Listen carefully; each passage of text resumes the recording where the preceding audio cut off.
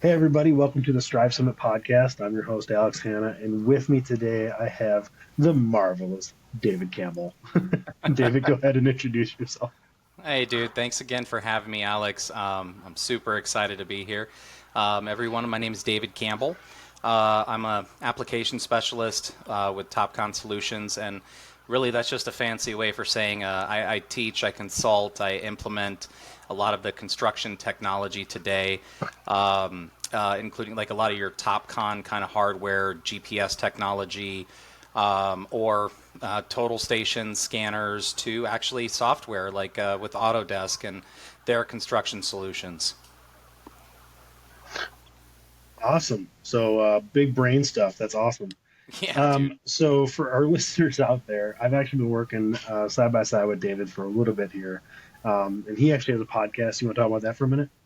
Yeah, dude. Great lead in. Thank you. Yeah, so I do a podcast with a friend of mine, well, coworker, Joey Whitney, and another coworker, Jordan Bullock. And essentially, it's called Brewing with BIM. And really, to talk about it for a second, it was really Joey and I. We love to talk about BIM. We love to talk about construction and technology and how it all comes together. And it started out as kind of water cooler talk. We were working together in the Portland office, and Joey ended up moving to Pittsburgh, Pennsylvania, and I moved to Indianapolis, Indiana. So we were a little separate. And we started having these phone calls. And these, I mean, our wives were starting to get on us because these were like hour-long phone calls where we're like geeking out about, different things we're talking about. And he's like, dude, we should make this a podcast. And I'm like, all right, cool, and kind of went along with it. And we made it this thing where we'd get together, we'd just have some whiskey, we'd have a beer, just something to sit back and kind of just talk about different things we were seeing in industry. Joey, he at the time he was a frontline kind of sales guy, trying to really figure out what clients' needs were with technology, with hardware, software, and I was again back then still doing a lot of training. So the combination kind of came together well, and I think we've been doing it for 4 years at this point. We have quite a few podcasts out. We've done a lot of interviews with a lot of awesome people from industry. Gary Cohen, actually, who I found out you're Yeah, connected with. Yeah, dude, we were talking about that. That was an awesome podcast and awesome conversation. There are some, really smart and really awesome people in this industry. it's crazy, and that's why I started this. And by the way, if you're listening, listen to this one first, then go see his. um, but yeah, the reason I started this is everyone's journey is different. Like talking with Gary and what he does and where he came from, and then how he got to he's working on those Hmm. Royal Gardens, I think it is, or whatever. I mean, it's an incredible story, and that's what we're here to do. We're here to for you to tell your story and where you came from and how you got there. So, Yeah. um, all your listeners out there, check out Brewing with Bim with David Campbell and Joseph Whitney. Joseph Whitney. Awesome. Okay, so you're a big tech guy. You're doing a lot of trainings. Let's talk about technology and AEC real quick. Okay. Yeah. Now, usually I ask what's the latest tech and stuff you've been using, but what I want to know is what's the tech that gets you most excited? What technology Oh, is out there dude. now that you want to just like have in your hands today and geek out over and figure out ways to use it? Well, I mean, it's a combination of data analysis, machine learning, and AI. Because there's just so much data spread out in kind of disparate systems. It's everywhere, right? You'll talk to different, and I talk to so many different general contractors, architectural firms, you kind of name it, MEP, and everybody will talk about, oh yeah, well we have this solution for this, and we have this solution for that, and this solution for that, and oh we'll keep a common data environment for our projects, but really we're going to back that up in another environment over here, which of course that's good practice, but at the same time all of those now I will say there are some companies I've talked to that have taken the initiative to build like data lakes and data warehouses and be able to start working in machine learning and artificial intelligence because I mean I think we're at a point right now that's I mean for me dude that's the technology. I mean obviously I want to introduce that more into Revit, into BIM, into I mean obviously there's so much we could bring into it in all honesty with analysis, with AI, well, machine learning in general. I mean, Mm-hmm. right now I'm working on I'm working on kind of like this dream kind of thing where I'd be able to import cost codes into a Revit model and, cost per unit, and essentially start having Revit pretty much build out a transferable budget that I can take out, actually translate into budgets, into subcontracts, over to the contract, build out my SOVs, everything like that. But once you start getting into that environment, AI and machine learning, because you think about estimating and you think about all the things that we do within AEC, right? It's all about Oh yeah. trying to obviously you want to bid the right number, but you also want to know that what you're making is good. And also obviously we're in a ridiculous time right now where inflation is all over the place. So job prices are kind of all over the place, but even then, as you continue down, my thought process for this is whether you're designing a model, whether you're building a model, whatever it is, you're building a model, you're building a building, right? You're building a project. At some point, we all get involved with the cost of that project and trying to figure out exactly what this will cost. And if you think about trying to introduce intelligence, but on another level with machine learning in terms of how many jobs have we bid, how many did we win, how close were we to what was actually brought in, what we actually spent, and actually introducing another level of intelligence to that to start picking up where it might see trends. KPIs are a big thing in our industry, but they're still very reactive. They're very reactive. And I mean, some of them you can get some red flags that'll jump up, but we need to really start being more proactive in the jobs that we're bidding, the jobs that we're building, the jobs that we're even designing. As we're talking, I had a couple things click in my head just now. When you're talking about taking cost codes and putting them in a model and having it write out cost, right? Mm-hmm. Yeah, I was thinking, I come from a different space. I come from, like, I did estimating and stuff, but I come from a modeling space and how, Mm-hmm. you know, IFC is the international standard and it goes works with everything. And we all know, and everyone listening knows that, IFCs are fantastic. Mm-hmm. They don't always work properly. But what if you integrated machine learning to say, look, this software and this length parameter Mm-hmm. is this software and this length parameter? Yeah, mapping, right? But AI Exactly. mapping. So you wouldn't Exactly. have to map. Okay, okay. So here's $1 million idea. If you're out there and you can develop this, you need to contact me or David immediately, and Right. we're gonna get this thing going. So that was like the first thing, and then there was like two other things that popped in, but that was the most important to me is because I get talked about IFCs all the time and how like I believe in IFCs. I believe in like a open Yep. source system. Yep. Eventually, I hope one day there's an open source modeling platform that can be Mm-hmm. contributed by people in the industry that build, Yep. um, and it doesn't get bought out by an Autodesk, but we'll see. Um, Yeah. but I It's think good to dream. IFCs are, yeah, it is a great dream. I think IFCs are great. I just think IFCs need to be tweaked just a little bit more Yeah. Yeah. to work how we want them to work.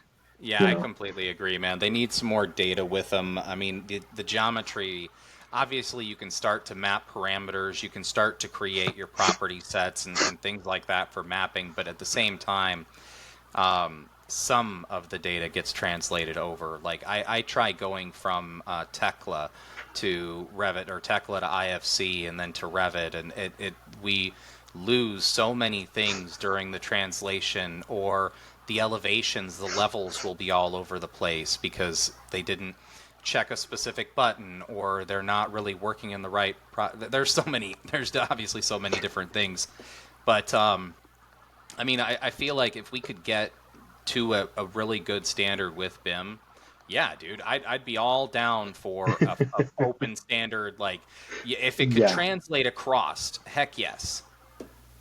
yeah, and I think artificial intelligence is going to be at the root of that because the amount of softwares and stuff out there and all the even new people coming out with new Mm-hmm. stuff. I think of like Revisto, right? I'm on a Mm-hmm. project now where we're building in Revit, and it's very much an old way of doing things, Mm-hmm. maybe like pre BIM 360 ways, where we're using Procore for all our files and folders and uploading to Revisto from Revit or from Mm-hmm. wherever, and there's no ACC involved, Yeah. which in a typical workflow in the US, we'll say in the US for the listeners out there who are not in the US is very Autodesk based.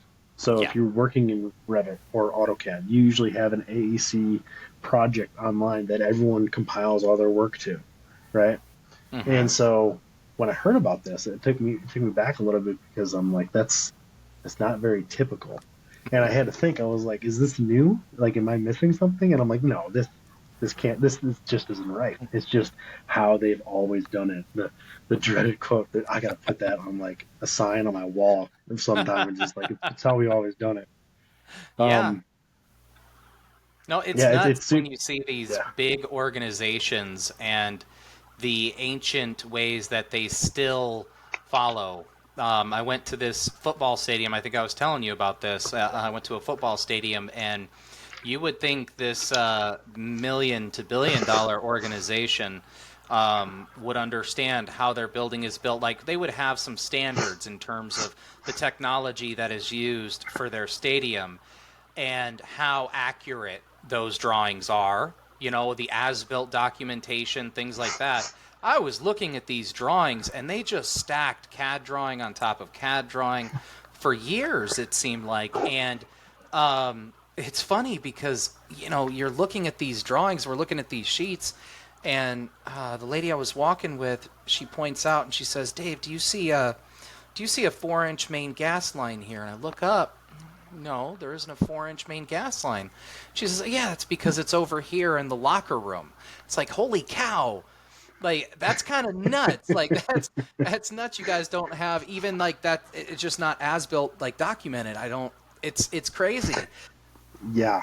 I mean, sometimes, I mean, you've been in this industry long enough, you kind of realize like, how did we ever build anything before this? You Right. know, and you realize, and then you take a step back and you're like, oh, they had actual trades back then. Where people Yeah. Yeah. where Yeah. Right. where people took pride in the work that they did if they were a plumber or electrician and they just did it right. Oh, yeah. Now there's a bunch of rules and regulations to follow and backups and contracts and Yeah. greed and money. Oh yeah, yeah, dude. It's funny, but it's all about the contracts. I've realized anymore. Like the Hmm. the the contracts can really. I mean, obviously, and this is a good point for any listeners out there. If you're putting together contracts for a project, obviously there's a lot of power in that. In the sense of you can kind of specify what you want to do or what technology, what software, what LOD, what deliverable you expect. Maybe let's say that, right? But also, I feel like at the same time, um, I don't know, with these contracts, it's quite interesting because the part that I'm seeing that's weird to me is the liability. They all try to push off a level of liability, which of course I understand, but at the same time, like I don't know, you try to find a project in all reality is kind of like a give and take. It is flow, like it's chaos, it is, but everybody has to do a little bit of give and take in the perfect world. If we're talking about something like IPD, like we're getting the contractors involved earlier in the design process so that they can actually communicate. Like these things have to be thought about essentially contractually. Like there are several different things that you can start looking at, and I guess I don't want to say giving away or giving in a little bit, but look at what compromise you can make with those that you're working with. Obviously, the level of trust has to be there, but look at what leeway you can start giving there to see what collaboration, let's say, that you can enhance with your projects. Yep, and that's how you combat scope creep. Yeah, Everyone talks about everyone yeah, talks about BIM execution plans, and BIM X plans are fantastic. Like yeah, we got one, you know exactly what you got to do, but yep, scope creep is inevitable. yep. How do you price scope creep in your proposal, right? No, You yeah, you everyone puts the any additional work is this many hours and yeah, this many dollars per hour, and it's on yep, every contract that a full blown proposal is for. And Yeah. does anyone ever adhere to it?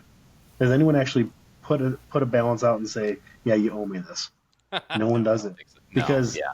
scope creep is a very thick gray line in every contract that Hmm. everyone tries to get around because it's like, yeah, I'm going to build your building. Oh, by the way, this tiny little pump house is technically next to the building. We should just put it in there. And hey, can you put high Hmm. details on all my door handles? And go, well, it's not part of our scope, but yeah, I mean, what's it going to do? It's a little extra work, Oh yeah. whatever. And they just All let it sit. the all the time, all the time. Yeah. AI You're should fix joking. that. Right. Get AI your should fix AI. that. AI should get your quote going and be like, put in scope creep for me. Yeah. Right. Well, you know what's funny is actually it's Alice Technologies. I don't know if you guys have heard of them yet. Mm-hmm. But I've got to do a couple podcasts with them and their president Renee. I think he's their CEO and president. Um, Dude is super smart. Went to Stanford, got a doctorate, and really just went kind of crazy. He kind of. I think his dad was in construction, and he wanted to be in construction, but at the same time, he saw the value of data and AI really for construction. And the original like our first podcast, I talked to him. He talked about an idea of generative construction, not really generative design, but generative construction, and being able to actually, and he's done it, being able to actually like take a Revit model or take a schedule and start analyzing it. The AI will take it apart and start figuring out what the best way to deliver a project is. As you introduce new errors, it will literally run new simulations to give you different ways that you can get around it. And I'm like, Mm-hmm. it's nuts, man. You're right though, Alex. I mean, if we can start introducing something like that to a Revit model, to feeding it like the subcontractors that we've worked with, feeding them maybe the qualifications, the reviews that these different subcontractors have bid. Like, there's so many different ways that we could utilize the technology, dude. Oh man, I just bid hourly. I beat all that with just this is what I am hour. That's what it is. Yep, yep, yep. It's I think that should be a start. That should be a normal thing that people should see on contracts for BIM is it's an Yeah, hourly rate. We think yeah. it and like a not to exceed limit. Yeah, that's true. Yeah, And that's been the hard one too. We found even with our stuff, like, because again we do implementations, so it's like we don't want to, like, I'm not going to tell you like, hey, you pay for like a implementation, right? Let's say of this hmm solution. And oh, okay, well, we typically have like 26 hours. Well, sometimes you need a little bit more help than that. And we have to figure out what that not to exceed limit is, because obviously we want to make you successful, but at the same time, we can't give away time after a certain amount. Like, you got to figure out where it works for both parties. yeah, and that's hard to do also like with like help desk in general, right? Mm. So Oh yeah, I did a help. And now I'm a very much just a person who wants to just get people into it. So I just help them out out yeah, of the goodness of my yep, heart. But yep, yep. I'm very much people that like to get people excited about it, right? So yeah, I'll help you out, and then they call you again, and then they call you again, and then they call you again, and then you're like, okay, Okay, at what point? yeah, At what point do I say to him, well, now you got to pay me, yeah, right? yep. That's like asking a person what their name is after you've met them 20 times. It's like it's just something you can't. How do you bring that up and say, look, I want to help you out. I've been helping you Hmm. out, but like that's a hard conversation to have too, and that's stuff that happens as well. So I think sometimes you have to bite the bullet with some people, and sometimes you just gotta like be awkward or say that. Yep, Like you got to stand yep, up for yourself, especially if you're your own company doing your own thing in the industry. You yeah, definitely have to start. You have to say and stand a ground on things because people will take advantage of that. yeah.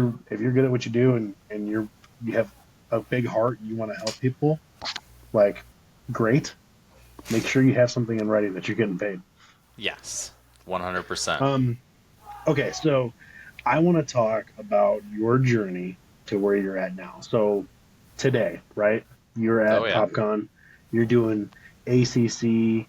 implementations? You teach Revit. What other software do you teach? So I work with ClearEdge on Edgewise. I work with Verity. I work with well, some of our. I work with Autodesk Revit, AutoCAD. I use InfoWorks. I use Recap.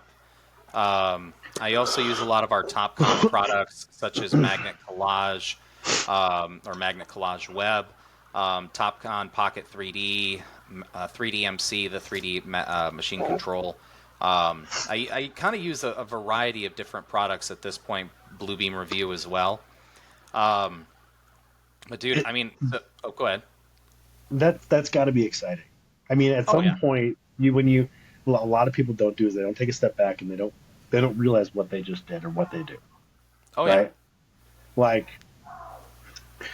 today, I had a bad day. It was a long day. We talked about it just before we got on here, right? If I take a step back and I think about what my day was compared to what my Hmm. day would have been 5 years ago, 10 years ago, a Yeah, year ago, right? yeah, Okay, you know what? yeah, My day was this. I'm now here because my day was there, and I now know this much more knowledge because that's how my day was, right? yeah, It's an interesting like practice that I think more people are interested in to do it because everyone likes to complain about what happens in this industry, oh but yeah, what you realize is the people that complain are the people that have gotten more and more and more intelligent and more oh software, yeah. and so it's because they started to see, okay, there's a problem to be These are solved, the and let's fix problems. it. Yeah, exactly, Yeah, dude. Yeah, but I love that because the people like that don't know anything about it, right? yeah. I'm trying to capture for anyone out there. I'm at a data center. I'm trying to capture some hard, quick scans. I don't need a lidar. I don't need a Hmm. terrestrial. I need an iPhone with Polycam, but I'm an Android guy, and I'll never Yeah. buy an iPhone, right? So I'm online. I'm looking like a brand new iPhone 15 Pro is like $1,500. I'm like, okay, what can I get that's similar? Dude, Because I just did need a I show cap. you? Did I show you? I did Polycam out there. So I did the free Oh, you trial. didn't? I did. So I started walking around and kind of mapping things out. I'd say it's cool, especially for a mass. I want to try more of the photos, like I did the Yes. LiDAR, and it was pretty cool. I'd say obviously there's some limitations on height, Yes. distance, but actually, dude, yeah, it did pretty well. I'd say in terms of like measurements and everything. And so that's Polycam is a great source for that quick. I think about today.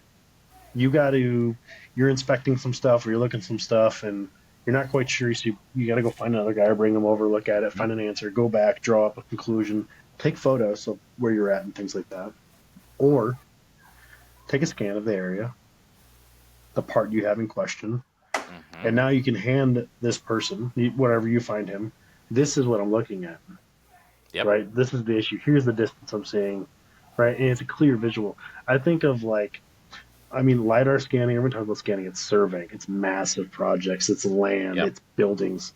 I need the scanner that is on my phone, but is professional enough that I can get deep depth points. Polycam Yeah. is great. There's companies Yeah. that run off Polycam. Yeah. Fantastic tool. If you don't know what it is, it's Polycam. If you have an iPhone, download Yeah. it today. Even the Try, free and if you have, version I is think, legit. yeah, iPhone 12 Pro Max Pro is when LiDAR started on iPhones. If you have Hmm. anything past Yep. that, download it today and scan where you're sitting and watching this YouTube video. It'll blow your mind. I had a Yep. buddy, story time. I had a buddy. He was in Aruba and he goes, I stayed in this suite. My company put me in. He was incredible. Like, Watch it. and he's trying to take pictures and he can't capture it. He goes, oh, wait. I showed him Polycam. He scanned his entire condo suite he was at. And so he's at this party. He's showing everyone the scan. He goes, look at this thing. It's so awesome. Yeah. That was a perfect example of why scanning and LiDAR and Polycam shouldn't be like an eclectic thing. It should be everyone should know, just like your camera and video, that you can scan Yes. and it's Oh, free. 100%, And which dude.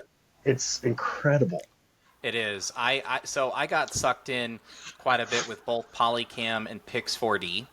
Yep. Both of them, I started mapping out like different hotels I'd go to, and I'd find a conference room, or if I'm at a conference center, start, kind of mapping those out. It's an awesome on-the-go tool. I mean, I even found use with my Mustang. I have a '69 Mustang that I'm restoring. And I decided to go scan that so I could send some, actual like images and scans like to people to check out my car and like, hey, so what do I need here? What do I need there? I was talking about trying to 3D print a dash. That obviously won't work, but you know what? I can have somebody fabricate me a dash and they can look and see exactly what pieces I need. And it's awesome. The applications that you can use something like that for, you're right. It should be more widespread. I feel like oh my gosh, dude, if we really start talking about like AI translating, like, I mean, you were showing me those videos, dude, right, of AI Oh, translating and creating things. And, dude, if you think about the fact that we can just take our iPhones and go through some of these old buildings and like create like spaces from that. We were talking about virtual reality, right? Trying to introduce that aspect and taking like the as built environment. But you think about stepping into some of these places, they have terrestrial scans of these places. And I mean, dude, it would blow my mind to be able to, I mean, really to be able to translate something like your cell phone and walking through these places and to create even just a mass that you can see and navigate through, but to be able to honestly start taking it to the next level is, I mean, it's insane, dude. If we can really start, we were talking yeah. about freaking like designing off the point cloud, actually like as built, like there's so many things we can do with a point cloud. Oh, Oh.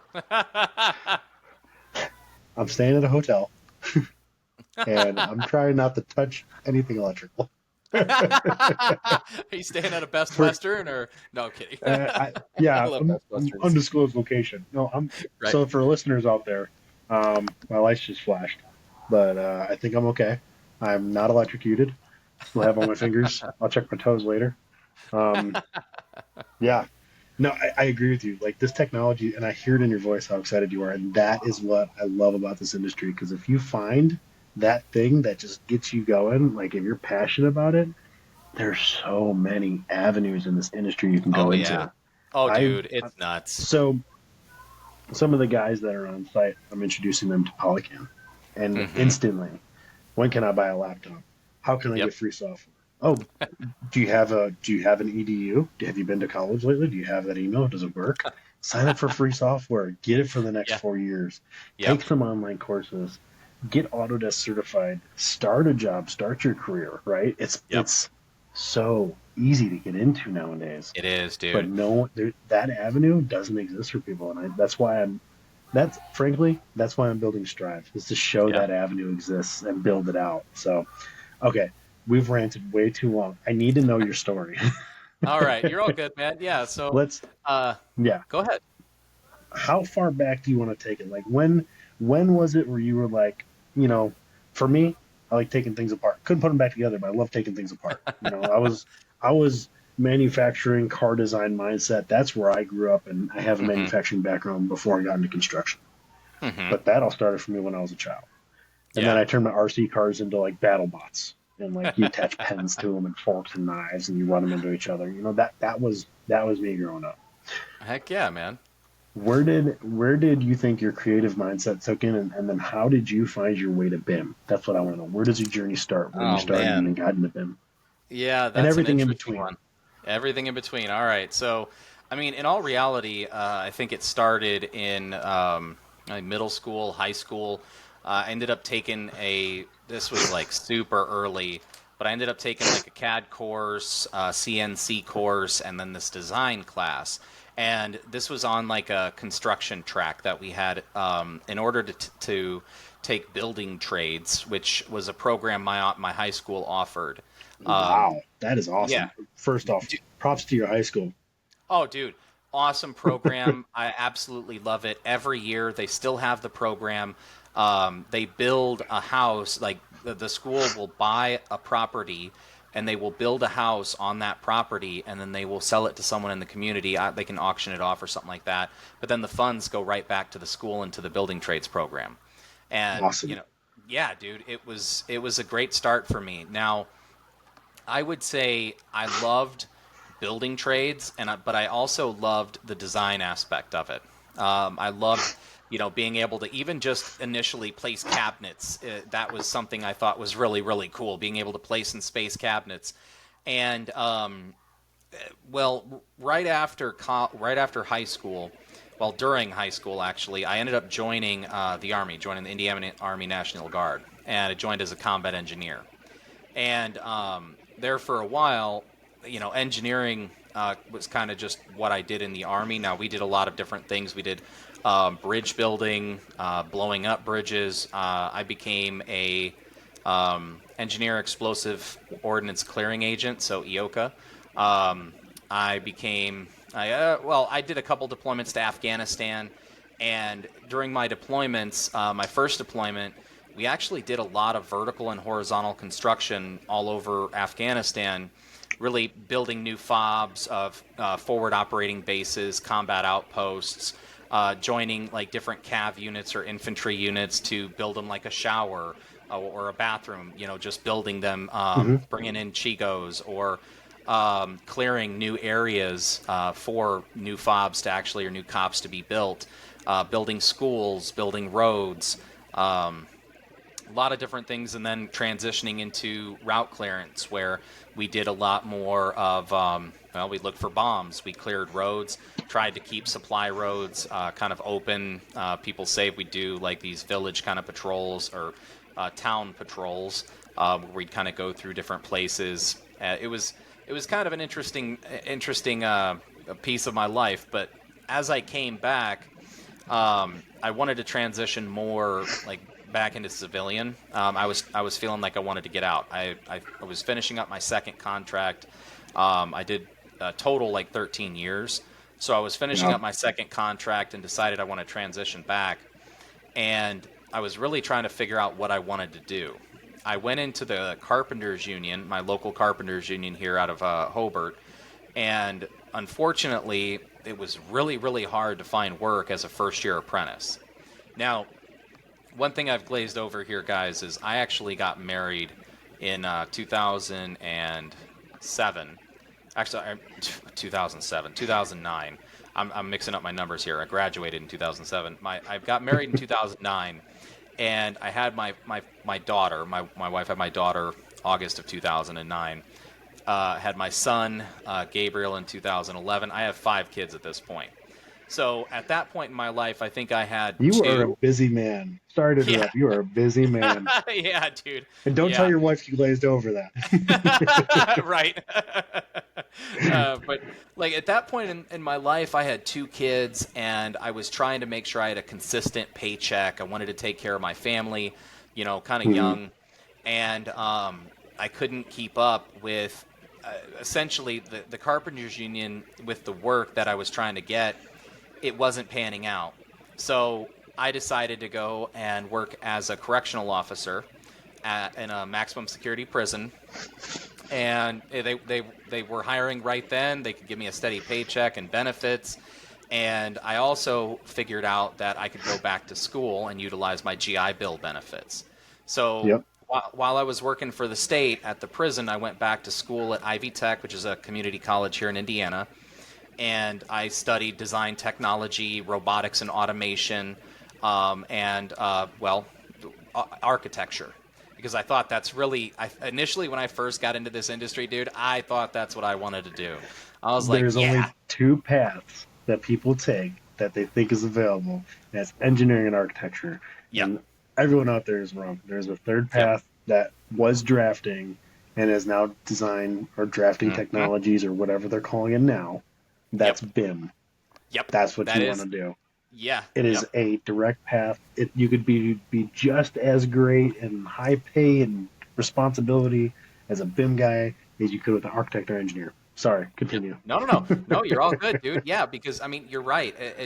That going to school for, I got my associate's degree. I got a few technical certificates for like the robotics and automation.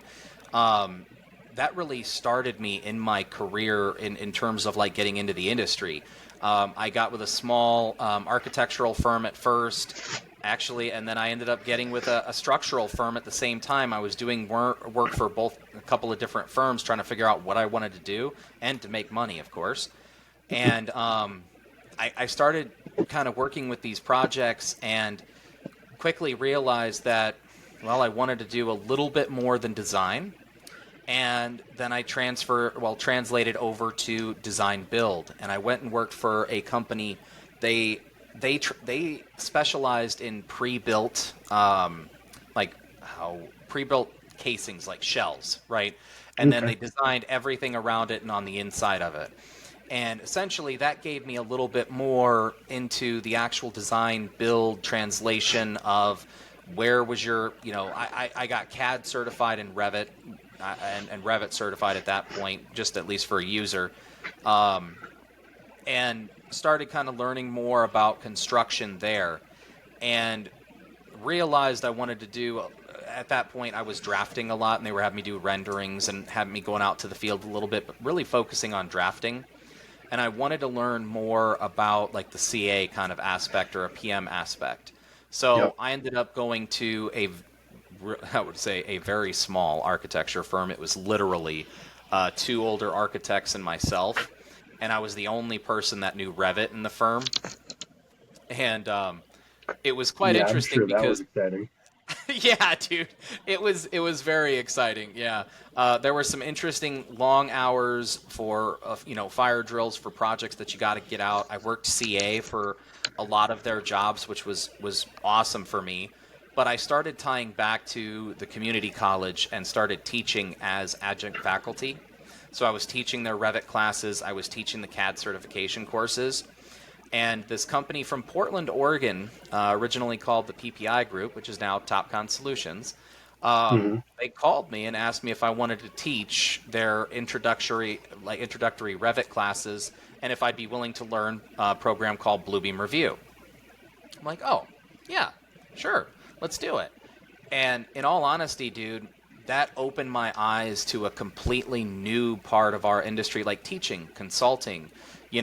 Like there is a need for it because there are new people coming up every single day Yep. learning and Hmm. trying to figure out these products. Well, in all reality, it kind of they cut me loose in terms of like they gave me full freedom to learn whatever I wanted to learn. And Love within the that. first year, I got Revit Architecture Certified Professional, Revit Structure Certified Professional, and I was certified in Bluebeam Review to teach their courses. By the next year, I increased to mechanical, electrical, plumbing, and I started teaching more courses for Bluebeam Review, their takeoff and estimating, project management. And when we got acquired by Topcon, that just kind of geeked me out entirely because like Topcon, I don't know if you guys know or not, but Topcon, like they manufacture equipment. They manufacture laser scanners, the GTL, the GLS. They manufacture total stations. They manufacture, well, they don't build their own drones anymore. They had a an Intel drone. I think there are a few other ones, but they don't. They when I first got in there, like there were drones, and they make GPS, like machine control for dozers, graders. There's all this stuff for me to learn, right? Oh, dude, I went nuts. And I haven't stopped. In all honesty, it's been learning different facets of it. Like I'm still even today. I went from teaching the Revit classes, and that's what I was doing. I was teaching all of our Revit classes. I was teaching Bluebeam classes. I was teaching some AutoCAD, some like scanning classes because I started to get more into layout and more into scanning and what we can do with drone data. And then I started seeing InfoWorks and GIS and started getting really, really heavy into like coordination and Hmm. how can we bring everything together? How can we visualize all of this? Um, it kind of spurred from there, and I kept going as I got into what's called Clear Edge. And Clear Okay. Edge, Clear Edge is a company. They produce Verity, Rhythm, which I think Rhythm's going to be EOL here, but Rhythm and Edgewise. Edgewise is a scan to BIM program. It literally translates your scan data to a fully parametric Revit model or Plant 3D model. Their Verity, they actually just brought it into Revit, but it was in Navisworks where you could take a scan and actually bring in your design model And if you scanned everything, you could see based off of tolerance that you set what's installed, what's not installed, what's installed to tolerance, and what's not installed to tolerance, and how far it's off. And I mean, it was nuts. I love how excited you are about this tech because that is what I love about this industry is like you talking about all this stuff with Navisworks and stuff. That's not Hmm. even to mention the AR VR. What is it? Oh, Argyle, not dude. Argyle, where they Yeah. have the HoloLens and you're seeing one to Hmm. one in reality and Yes, AR where dude. stuff's installed and not installed, or like the you seen the laser tables. So there's Oh, yeah. there's laser tables that come up that tell you exactly where things need to be and lay it out for you. Yeah. There's projectors now that will say place item here. When you place it in that spot, the projector Yep. turns green that you've done it and moves to the next step. It technology has gotten so crazy that there's It has, dude. on top of what you're seeing at Topcon, there's other companies that are doing more things and other things here. Oh, So yeah, dude. like you getting in there with Topcon and having all that experience, like hats off to you. Being able to touch and Oh, play with yeah, all dude. those toys, I'm a little jelly. Nah, dude, it's been such a crazy ride, man. It's been awesome. Like for me, it seems like it keeps going and it keeps going. Like I was doing all of our Revit stuff. Now I'm really focused on construction. Now I'm not going to say that doesn't involve BIM and Revit because as we all know it does 100%. Yep. Like it really does. So I may not be teaching as many of our Revit classes these days, but I'm doing a lot of our build implementations and teaching people how to utilize the BIM data, how to work together with the BIM data, whether it's issues or it's creating assets and asset tracking, utilizing a BIM model or a CAD file. But even then, dude, I'm working on this other team. It's a project called or product called Aptics, and Okay. they've actually taken the sensors and connected the telematic data within your machine controlled equipment, dozers, loaders, graders, all that excavators, all these different types of equipment. And they now give us the capability to actually harness that data and translate it back into visualable schedules and to track like you Wow. know based on, let's say I have a Microsoft scheduler, a general idea of which tasks I need to achieve to complete this project. You can attribute the machines, people, all that kind of stuff, but what it does is it tells you who the operator it was, like how many hours this machine ran for, what material they operated on, what tasks, so if they were digging out this trench for utility piping, how far along are they on that task, like starting to actually report from the actual data that's coming in, which is insane, man. And Yeah, I think about like remember when Omni class numbers were the biggest thing. oh yeah, yeah, And for you guys who don't know, Omni class number is a number that's given to any material or labor in construction and is given an estimated time of work or hours to put that material in a piece of building or whatever. mm-hmm. So what you would do is you'd set your Omni class numbers for all your materials in your model. And I think Navisworks had an auto thing at one point. Quantify. You'd put it in. Thank you. It was quantify, right? Mm-hmm. You put it in there, reads all your class numbers, and it'll tell you how long it take to build that building and the hours spent on for whatever material you have. It Yeah, dude. was, and that was crazy, but that was so much work to get the Omni Oh class yeah, number right. And if you had it wrong, like, but this is what you're talking about. It's kind of very similar to like that, except it's no work. It's yeah, instantaneous. You're not getting yeah, a estimate. You're getting instantaneous information. yeah, dude. Yep. Yeah, it's That's it's been awesome. nuts, man. They're starting to expand it to paving. Paving has been really, really cool. I've been seeing that a lot lately.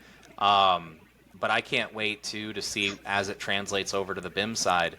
In all reality, like I want to be able to see more of these cameras, to see more of the scans that can tie to actual progress tracking on what we have done, tying that to an actual schedule to see what the progress is based on those actual tasks, showing us about where we are off, where we can improve, like what can we do today to go ahead and get ahead in our schedule or to get Hmm. around these potential issues that we're going to run into.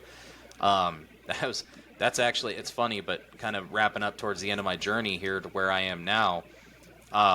Like I really when I shifted into construction, I had to really take a step back to learn more about scheduling, to learn about project costing, to learn about controlling a project. And really what a lot of that means, I had a good understanding of an estimate, but an estimate only takes you so far. And really as that translates across, dude, it really gave me a good understanding of what is needed, or it kind of gives me a good understanding of everything that can happen and how it's all connected to your schedule. I mean, it's all really connected. I mean, in all reality, do you need a schedule? No, you don't need a schedule. You can go out there and get things done. But in all reality, one of the best ways to do it is to a schedule, and to know how you are doing according to that schedule, to track your progress, know where you're falling behind, where you're accelerating. There are so many different pieces involved with that, but a lot of it does revolve around scheduling. And Oh yeah. now that I've gotten into the cost side, I understand the budgets, the subcontracts, everything on that side, and how it can tie to the schedule. And now we're seeing the live actuals telematics coming from machinery. Dude, I mean, it's just a great time to be alive at this point. I feel like with technology, it's what I mean. We've got Yeah. drones that can fly over and give you volume calculations and all. I mean, this is a great time to be. It I is mean, awesome. it Yeah, is, dude. there's so much, and you brought up a really good point. You got to take a step back, right, to learn. I have done that so many times with so many things. Every new project, this project again, I have done things on the web and remotely. This is the Hmm. first time being on site, doing on site work, rapid Yeah. fire, right? Yeah, dude. Well, Well, and on the top of project that that, we're like, working on, dude, is rapid fire. I mean, it's right, unlike a lot of other projects. It's so I fast. miss that. I miss that so much. So I would recommend for anyone getting into BIM or design, go work for a modular factory. And, Yeah. 2, 3 years there, you'll have so much construction experience and fast paced experience that anywhere you go from there is going to seem really slow, which is not a bad thing. It's just a pace you got to get No. used to.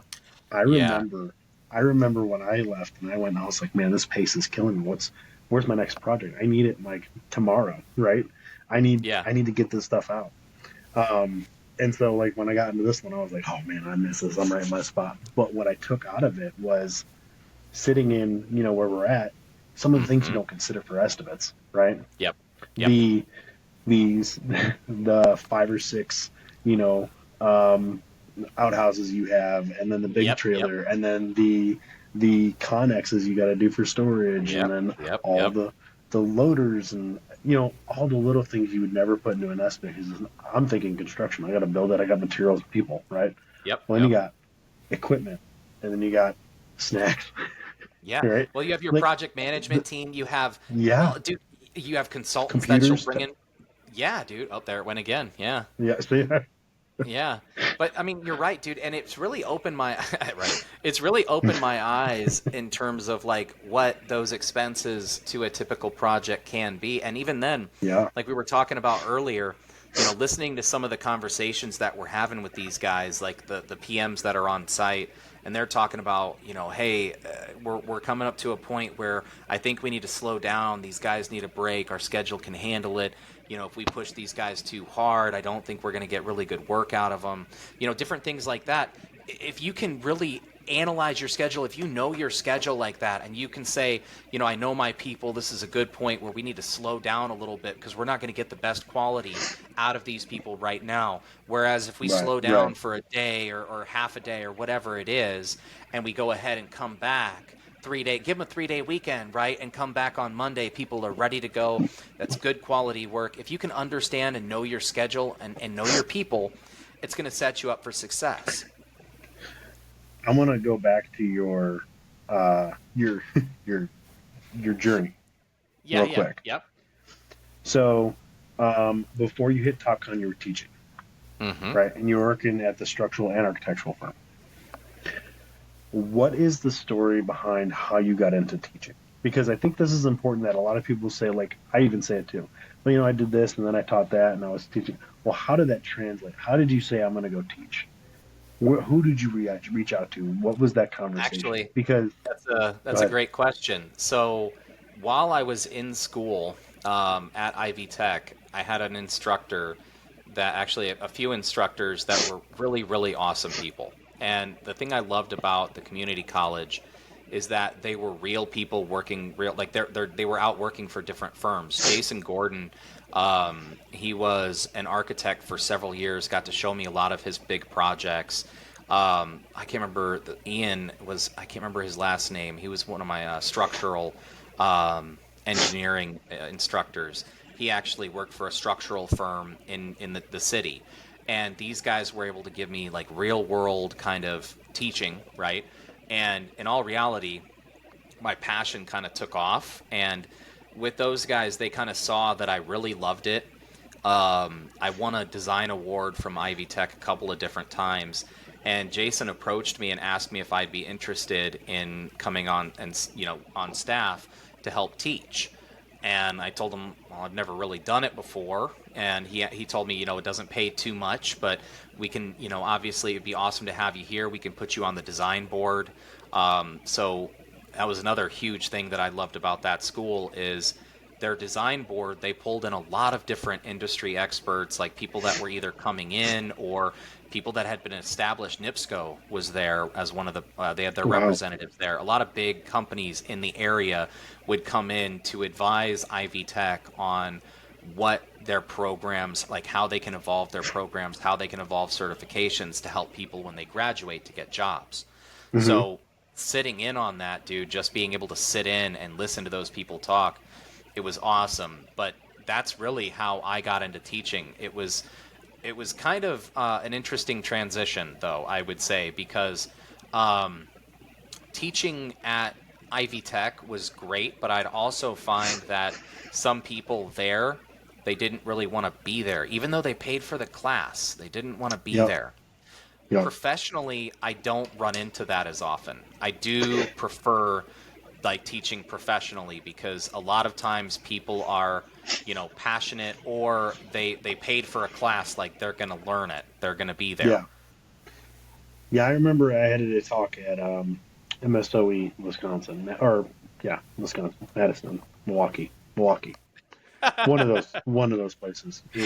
Um, well, we get in there. I'm with my old company, with my boss, and I had no idea. We had no idea we were presenting. We were just going to talk about real quick, like 10 minutes. And we get Mm-hmm. in class. He goes, "Okay, you got a presentation." First thing I pull up is the Notre Dame Mm-hmm. Cathedral and the rebuild Yep. of it. Yep. And the reason is because, yeah, you have a class like you talked about. You teach these colleges, they pay for the courses, and they're not interested. That's why I show people Polycam. That's why I show people this stuff, is because this is the easiest barrier to entry to show Yep. you the technology you'll be using every day. Yep. This is a architectural class. These guys never use BIM. They don't know what BIM is. They don't know what Revit is. They don't do that Yep. stuff. They build, curves and Buildings. stuff on a drawing. Love you architects, but architecture school needs to implement BIM and teach Revit properly through both architectural and MEP to understand how that works. Yep. Just my opinion. Take it or leave it. If you're listening and I hurt your feelings, I'm sorry, but put some hate comments below. Um, I think like that introduction to this technology of lidar scan. Right? You see it Yep. on Discovery Channel with the drones and the ground penetrating Oh yeah. lidar. Oh yeah, we're using it. I've been on every project I've been on since 2020, which is like I left Nashua, the modular factory. I've Mm-hmm. had a laser scan of every project Yeah. of some kind, right? That's Whether it was a awesome. foundation or an extension or like Mm-hmm. just like the place it was going to be. Like I had a laser scan for every project, and the fact that it's not standard to get a scan before you start building of whatever it's an extension. If it's a Yep. demo, okay, maybe you need a scan because you have your control point and your foundations, right? You Yeah. need to have a scan. Yep. It's so standard. It should be so standard now. But Yep. I think about when I'm teaching people that have never heard of BIM or like, yeah, we've heard about, don't know what it is. I'm like scanning, drones, Boston Yep. Robotics dog, like that. All right, I show them all the cool stuff because that's what gets me excited. I Yep. go. I've been to RCN since the second one, and they're on their fourth, I think. Reality Yeah. Capture Network. If you're going this year, hit me up. I go there, and honestly, I go there because the networking is amazing, and the tech they Yeah. have there is so Dude, awesome. Matt puts on a great conference, and he's a good Matt is, dude. He's yeah, a good dude. Yeah, we had him yeah, on the podcast. I think a few episodes ago. Really down to earth guy. He really knows his stuff, and I think they just brought in like Nexus Consulting yep, yeah, dude. So I mean, it's awesome to see his journey too. In all yeah, honesty, but that's an awesome conference if you guys can go. If you want to learn more about scanning and the technology that you can use, that you can see, like definitely a great conference to go yeah. to. And anytime you can get out there and go to any of these career fairs or trade shows, even, and I'll, like some of them are free. I got an invite to FabTech this year. Hmm. And mind you, FabTech is just machines, and Yeah, like so it's like pipe yeah, yeah. benders and welders and things like that. But the technology you see there on top of that, that's where I found the laser table. Oh That's where I yeah. found the projector screen. That's They had an Iron Man suit made of like nuts and bolts or something. I was like, is that for sale? I'll take it home with me. I'll pay extra for the carry on, right? Like the amount of stuff you saw there, 3D Hmm. printers. They were 3D printing drones. It's Dude, I got to go check out one so of much those stuff. shows. That's awesome. I've been having these conversations because, lately the new thing with layout is the robot, the Dusty robot, the Yep. HP site print, which, okay, they're great for printing walls. Let's be honest. I mean, they're great for printing walls, doors, like a lot of layout, like floor plan kind of thing. And yes, it can draw anything on the ceiling on the floor, but for actually putting anything on the ceiling, it's not going to do it. Now, however, if we have some kind of projector like you're talking about that could put a light up and they could put it like where it's green and they know the blue banger or it's like this is where it's going to come Mm-hmm. through on the deck, Mm-hmm. okay, great. Like that would be legit. We've talked about like drones trying to put spray paint on there, like lasers. Like, I mean, I'm just gonna put a little laser on the freaking Sharks Dusty with robot. freaking laser beams on their head. Yeah. Laser beams, like lasers. No, I get it. I get it. Well, before we go, David, if you can say anything that you can think that maybe someone's looking to get into BIM, maybe if someone doesn't know the path they want to go down, something inspiring you to tell them like, hey, this is BIM. You should definitely check it out. What would you say to them? Oh man, I mean, in all reality, CAD has been, it all fits in one way or another. But I would say to start trying to push the boundaries, push what you're doing today. Look for new ways, better ways to do it. Don't let the ingrained kind of routine keep you from expanding what you guys can do, right? A lot of people will be caught up in what they're doing, and I get it. Everybody's busy. Everybody's busy. But Mm-hmm. at the same time, if you're getting into this industry, you're looking at BIM, spend time looking at different videos, I mean, obviously, Revit is a big one here, but there's also, what is the other I mean, there's Nemetschek? I can't Tekla, remember. There's SolidWorks, Tekla, there's SolidWorks, there's there's MicroStation. MicroStation. There's so many different ways to get into this, right? And I would say to let your creativity kind of flow a little bit and don't stop right at the first product. Don't stop at the second software, right? Be ready to learn. And man, I learned, what I can leave you guys with. This is actually pretty perfect. I was working in a paper mill. I was a paper engineer there for a little while, and I had this old guy, Jim. I still I can still see this guy in my head to this day.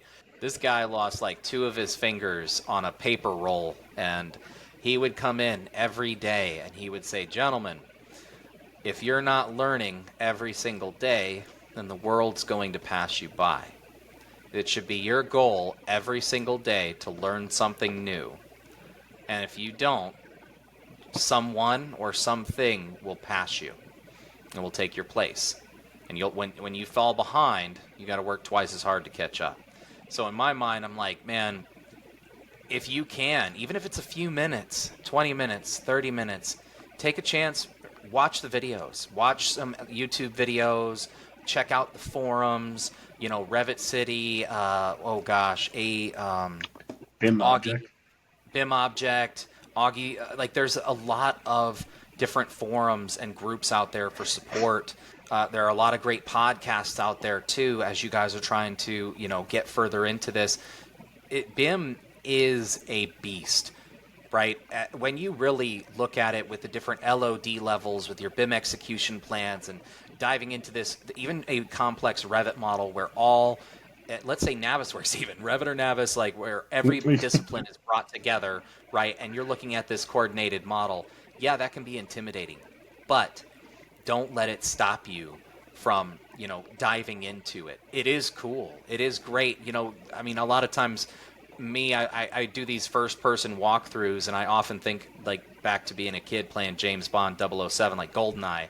I'm like, oh yeah, this is where we're at, we're gonna go through here, right? Yeah. So I mean, guys, take the time just here and there. You don't have to learn it all now. You do not have to be an expert to be in this industry. You No, don't.